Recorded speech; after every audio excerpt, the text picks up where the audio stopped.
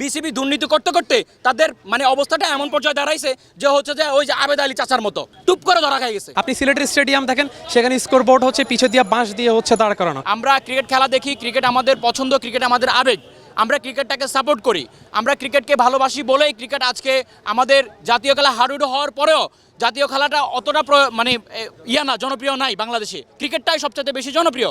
আপনি দেখেন যে ক্রিকেটের আমাদের বিসিবি বলেন, আমাদের বিপিএল বলেন, অনেক কিছু অবকাঠামো আমাদের চেঞ্জ করতে হবে। ক্রিকেটটাকে টোটালি রাজনৈতিক ব্যক্তির কোনো ইন্ধন, কোনো ধরনের কোনো কিছু স্বজনপ্রীতি এই ক্রিকেট বোর্ডে কোনো কিছু চলবে না। আমি আপনার খালাতো ভাই, ও আপনার ফুয়াতো ভাই, ওকে দিয়ে দিলেন, যোগ্য লোকদেরকে আপনি বঞ্চিত করে, যোগ্য লোকদের বঞ্চিত করে আপনি বিশ্বকাপে পাঠাই দেন ছোটো ছোটো পোলাবেন যারা কোনো ফর্মে নেই, কোনো কিছুতে নাই, যার ব্যর্থতা গত 2000 আমাদের 23 বিশ্বকাপ এবং 2024 বিশ্বকাপ আমাদের ফলাফল হচ্ছে ব্যর্থ। আমাদেরকে নিয়ে সবাই হাসাহাসি তামাশা এগুলো করতে থাকে। আমরা রোদে শুকিয়ে বৃষ্টিতে ভিজে এই মিরপুর স্টেডিয়ামে এসে আমরা খেলা দেখি, বিনিময়ে আমরা কেউ বলতে পারবো না আমরা কোনো ধরনের আর্থিক লাভবান হওয়ার জন্য এখানে আসি। আমরা খেলা দেখি, ভালোবাসি এই জায়গায়। কিন্তু এই যে কাঠামোর কথা বলছি, এখানে সঠিকভাবে আপনার টিকিট পাওয়া যায় না। আমাদের যে টিকিট পাওয়ার কথা সুলভ মূল্যে, সেটা আমরা পাই না। এই যে আমাদের খাবারের কথা বলি, এখানে 1 লিটার পানি আমাদের যেখানে 25 টাকা থেকে 20 টাকা দাম, সে 1 লিটার পানি কিনে খাইতে হয় আমাদের হচ্ছে 100 টাকা করে। একটা বার্গার 120 টাকা, 30 টাকা, 50 টাকা পর্যন্ত আমাদের কিনে খেতে হয়। আমাদের তো টাকায় বেশি যাচ্ছে না। আমরা ক্রিকেটে এই বিসিবির কাছে জোর দাবি জানাই হচ্ছে যে আমাদের এটা অতি তাড়াতাড়ি সংস্করণ প্রয়োজন, এবং হচ্ছে যে যারা ফর্মে নেই তারা অনতিবিলম্বে আপনারা নিজ দায়িত্বে আপনারা সরে যান, এবং হচ্ছে যে এই বিসিবি এই ক্রিকেট বোর্ডটাকে অনেক পরিমাণ ওনারা লুটেপুটে খাইছে, এই জিনিসটা আর করতে দেওয়া যাবে না।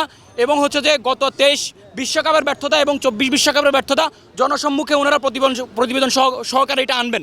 এবং গত 10 বছরে বিসিবির যে 900 কোটির যে বিসিবির মধ্যে যে হচ্ছে যে আপনার আয় ব্যয়ের যে হিসাবটা, এটা আপনারা জনসম্মুখে আনতে হবে, কারণ এটা জনগণের টাকা, জনগণের ট্যাক্সের টাকা, সব কিছু জনগণের। এই যে আমরা এখানে টিকিট কেটে ঢুকি, ওই টাকাও পর্যন্ত আপনাদের বিসিবিতে গিয়ে যোগ হয়। আপনারা আমাদের টাকায় চলেন। সো আমাদেরকে ওনারা কিছুই মনে করেন না। বিসিবি দুর্নীতি করতে করতে তাদের মানে অবস্থাটা এমন পর্যায়ে দাঁড়াইছে যে হচ্ছে যে ওই যে আবেদ আলী চাচার মতো টুপ করে ধরা খাই গেছে।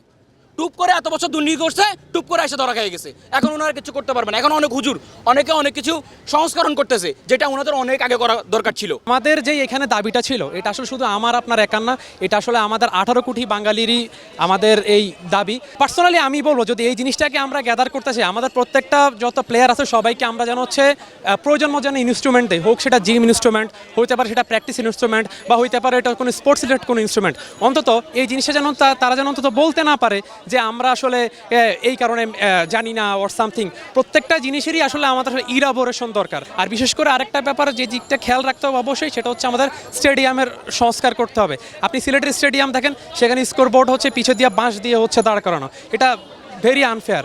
আমাদের বিপিএলের মতো এত বড় একটা আসর, যেখানে কিনা আপনি আইপিএলের দিকে তাকান, সেখানে কত জাঁকজমকপূর্ণ হচ্ছে আপনি দেখতে পাবেন। হোক সেটা হচ্ছে আপনার ক্যামেরা অ্যাঙ্গেল, স্যাচুরেশন, কন্ট্রাস্ট সব ঠিক আছে। বাট আমাদের এখানে যদি একটু মানে শীত হয়, আমরা মানে উইন্টারে আর কি, ফগের জন্য আসলে আমরা ঠিকমতো দেখতেই পারি না, বলে প্রবলেম হয়, বল আগায় না। সো এই ব্যাপারগুলো হচ্ছে আমাদেরকে অ্যাজ সুন অ্যাজ পসিবল আসলে সংস্কার করা উচিত। যারা দায়িত্বরত আছেন, আমি তাদেরকে আসলে কখনো মানে পদত্যাগ করতে বলবো না, কারণ আসলে তারা তাদের মতো করে আসলে জিনিসটা হচ্ছে গুছিয়ে চালাক। অতীতে যেভাবে যেই ভুল ত্রুটিগুলো ছিল সেভাবে যেন হচ্ছে তারা এটা কাভার আপ করে সামনের দিকে এগিয়ে দিতে চায়। যদি সেটা না পারে, তারা অবশ্যই পদত্যাগ করতে হবে। আমরা যেরকম স্বৈরাচারী সরকারকে যেরকম পদত্যাগ করিয়েছি ছাত্ররা, তাদেরকে আমরা পদত্যাগ করতে দ্বিতীয়বার ভাববো না।